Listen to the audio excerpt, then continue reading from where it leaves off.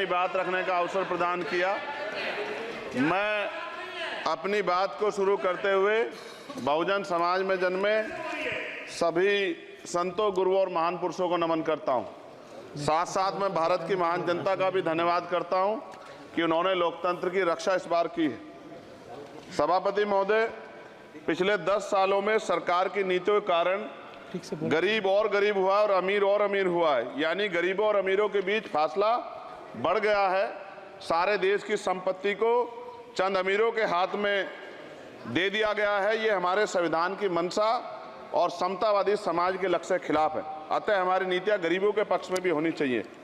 जातिगत जनगणना, SC, ST, OBC यानी कि जो बहुजन समाज के लिए आज जीवन मरण का प्रश्न है, इसके बारे में कोई बात बजट में नहीं की गई है। इसके बाद जनसंख्या के अनुपात में बहुजन समाज को सभी क्षेत्रों में हिस्सेदारी मिलनी चाहिए, तभी बाबा साहब अम्बेडकर का जो सपना है समतामूलक समाज का, वो पूरा होगा। महोदय, एक ऐसा विकसित भारत है जिसमें आज भी सफाई कर्मचारी को पक्की नौकरी नहीं मिल रही है और उसको गटर में उतरने के लिए मजबूर किया जा रहा है। उनके लिए कोई अलग से बजट नहीं है। बजट बन सकता है अगर सरकार चाहे। SC, ST को जो सब प्लान मिलता था, SPC का जो पैसा मिलता था, वो बजट से हटा दिया गया है।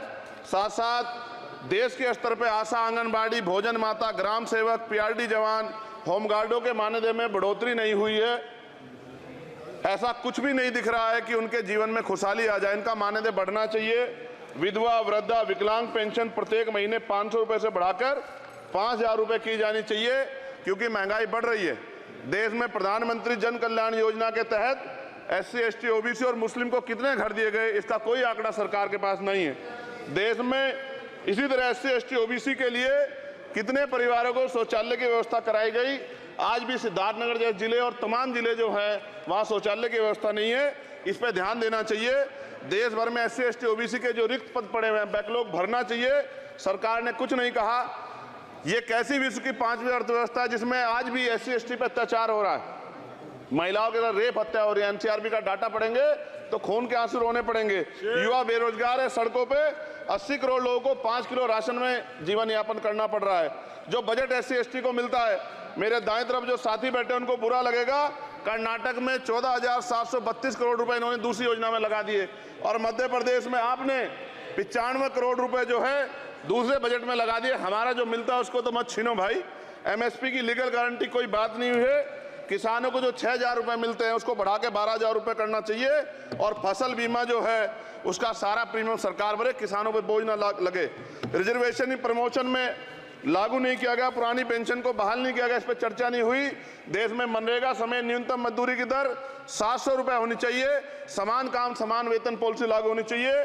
जो रसोई की चिंता करते हुए 500 रुपए प्रति सिलेंडर से ज्यादा के दाम नहीं होने चाहिए, जो महिलाओं को राहत मिल सके। बिजली के दामों में भी कमी होनी चाहिए। बेरोजगार युवाओं को 5,000 रुपए भत्ता मिलना चाहिए, जो बेरोजगार युवा जो है अपनी पढ़ाई या अपना खर्चा उठा सके। मैं अपने क्षेत्र के विषय में महोदय आपसे कहना चाहता हूं कि पश्चिम यूपी में नगीना में एक एम्स बनना चाहिए, एक IIT बननी चाहिए, एक IIM बनना चाहिए। नगीना लोकसभा में उद्योग धंधे लगने चाहिए।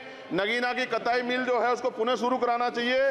RRTC जो योजना है सरकार की, उसको मेरठ से आगे बढ़ाकर मुजफ्फरनगर, सहारनपुर से नजीबाबाद, नगीना होते हुए उसको नगीना तक ले जाना चाहिए। साथ साथ नजीबाबाद से मुंबई के लिए एक ट्रेन चलनी चाहिए और नगीना, श्योरा, किरतपुर में रेलवे के ओवरब्रिज बनने चाहिए।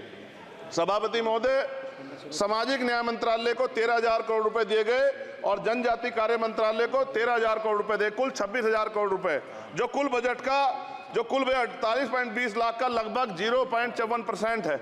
जबकि हमारी संख्या 25% से ज्यादा SC, ST की और बहुजन समाज की मिलाओगे तो 85% से ज्यादा है।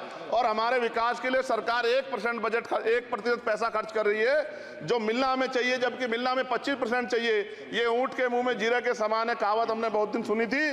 पिछले लंबे समय से हमारे साथ धोखा हो रहा है, लेकिन अब ये नहीं चलेगा। चंद लोगों की तराजू से देश के संसाधन नहीं बटेंगे। इस देश का बहुजन समाज बर्दाश्त नहीं करेगा। संसाधन का बंटवारा संख्या के आधार पे होगा। माननीय और काशीराम साहब नारा लगाए थे, ना तो वोट हमारा राज तुम्हारा चलेगा, और आज हम कह रहे हैं ना ही वोट हमारा और नोट तुम्हारा चलेगा। इस बात का भी ध्यान जो है सरकारों को देना पड़ेगा। आपके माध्यम से सरकार से मेरी एक मांग है, सरकार इस योजना का लाभ भी अपने आप ले ले, सरह भी ले ले कि 1 लाख रुपए सालाना बहुजन समाज के अत्यंत गरीब परिवारों को दे। 10 लाख करोड़ रुपए खर्च होंगे, लेकिन इस 1 लाख रुपए की योजना से एक झटके से एक परिवार गरीबी की रेखा से ऊपर आएगा और इनके बच्चों को कुपोषण खत्म होगा, अच्छी शिक्षा मिलेगी, महिलाओं को सम्मानजनक जीवन मिलेगा और इससे वास्तव में सबका साथ सबका विकास का नारा सार्थक होगा। अगर प्रश्न ये होगा कहां से आएगा, तो उसका जवाब ये है कि जब अमीरों का 16 लाख करोड़ रुपए माफ हो सकता है, कॉर्पोरेट टैक्स का घटाकर लाखों करोड़ रुपए का चूना सरकारी खजाने को लगाया जा सकता है, पेट्रोल डीजल के दाम 10 गुना एक्साइज ड्यूटी बढ़ाई जा सकती है, तो गरीबों को सरकार पैसा क्यों नहीं दे सकती। महोदय, समय आ गया है, अब निजी क्षेत्रों में आरक्षण की व्यवस्था होनी चाहिए, SC ST OBC को निजी क्षेत्रों में आरक्षण मिलना चाहिए। और मेरी आपसे ये भी मांग है, क्योंकि अब समय की मांग है और देश तेजी से आगे बढ़ रहा है, तो मैं कहूंगा कि सरकार का जो सबका साथ सबका विकास का नारा लगभग वो असत्य महसूस होता है, क्योंकि अल्पसंख्यकों में मुसलमानों, जैनों, सिखों, बुद्धिस्टों के लिए कुछ दिख नहीं रहा, उनकी कल्याण कोई योजना नहीं है। मदरसों को जो बजट मिलता था वो कम कर दिया गया है, आर्थिक तंगी से लोग मर रहे हैं, इंटर्नशिप की बात हुई है, परमानेंट रोजगार नहीं है। और दिल्ली में क्या हुआ बच्चों के साथ कल, उनकी सुरक्षा की जिम्मेदारी क्या है, वो आए तो बनने थे IAS IPS और बन क्या गए, लाशें बन के गए, यहाँ से कोई ध्यान नहीं दे रहा है, किसी की नजर नहीं है।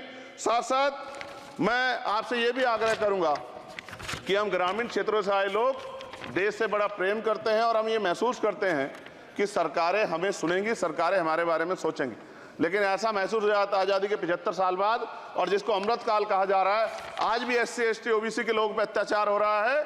अभी 2 दिन पहले गोली से उड़ा दिया गया गाजियाबाद में और राजस्थान में गर्दन काट दी गई। ये घटनाएं देख कर डर लगता है, घर से निकलते हुए भी कि आने घर वापस लौटेंगे नहीं लौटेंगे। तो मेरा सरकार से आग्रह है, अगर आज़ादी के 75 साल बाद भी हमारी हत्या हो रही है, तो हमारी मां को भी दर्द हुआ होगा जब उसने हमें पैदा किया हो, हमारी बहनों को भी हमारे खोने का दर्द होता होगा। कैसी कानून व्यवस्था है आपकी, सब कुछ है आपके पास, फिर भी जो है महिलाओं पर रेप नहीं रोक पा रहे हो, हत्याएं नहीं रोक पा रहे हो, गरीबों, दलितों, पिछड़ों, किसानों, मजदूरों की जान नहीं बचा पा रहे हो। किसान सुसाइड कर रहा है, नौजवान सुसाइड कर रहा है, और बड़ी बड़ी बातें होती हैं, इधर भी अच्छे लोग हैं, इधर भी अच्छे लोग हैं, लेकिन अच्छाई तब होगी जब जमीन पे भी कुछ काम दिखाई देगा। और जमीन पे महोदय कोई काम दिखाई नहीं दे रहा है। जब कोई योजना की बात आती है तो सरकार हमसे मुंह मोड़ लेती है। आप बताइए, एजुकेशन का बजट कम कर दिया, हेल्थ का बजट कम कर दिया। मैं अपने क्षेत्र में गया तो आप विश्वास कीजिए, डॉक्टर नहीं है, स्कूल में मास्टर नहीं है, और कोई भर्ती ऐसी नहीं जिसका पेपर लीक नहीं होता है। तो देश किस तरफ जा रहा है और इसमें नौजवानों का भविष्य क्या है, इसके बारे में हमें चिंता करनी चाहिए। और अंत में अपनी बात को खत्म करते हुए मेरा आपसे आग्रह और आपके माध्यम सरकार से आग्रह है कि यहाँ बाहर बाबा साहब अम्बेडकर की मूर्ति लगी हुई थी, एक वो करोड़ों लोगों की आस्था से जुड़ा विषय है, और आप विश्वास करो इतना गुस्सा है उसको लेके, मेरी आपके माध्यम से मैं हाथ जोड़ता नहीं हूं, लेकिन मैं हाथ जोड़ के आपसे आग्रह कर रहा हूं कि प्रधानमंत्री जी, सरकार से हमारी आग्रह कि वो अम्बेडकर वादियों के सम्मान का ध्यान रखते हुए, उनके जो है दिल की पीड़ा को समझते हुए, उनके दर्द का ध्यान रखते हुए उस मूर्ति को पुनः स्थापित करा दीजिए। अगर इसमें कोई राजनीतिक कारण अलग बात है, लेकिन मैं कंक्लूड कर रहा हूं, मगर मैं आपसे कहना चाहता हूं इसमें बहुत गुस्सा है। जिस दिन अम्बेडकरवादी गुस्सा हो जाएगा, वो फिर इस सरकार को जो 24 में आ गई है, वो आने वाले चुनाव में ऐसा सबक सिखाएगा कि दोबारा पलट के नहीं देख पाओगे। तो मैं आपका धन्यवाद करता हूं और मुझे विश्वास है कि सरकार मेरी बातों पे गौर करेगी और गरीबों के बारे में सरकार सोचेगी, गरीबों को आगे बढ़ने के अवसर प्रदान होंगे। धन्यवाद।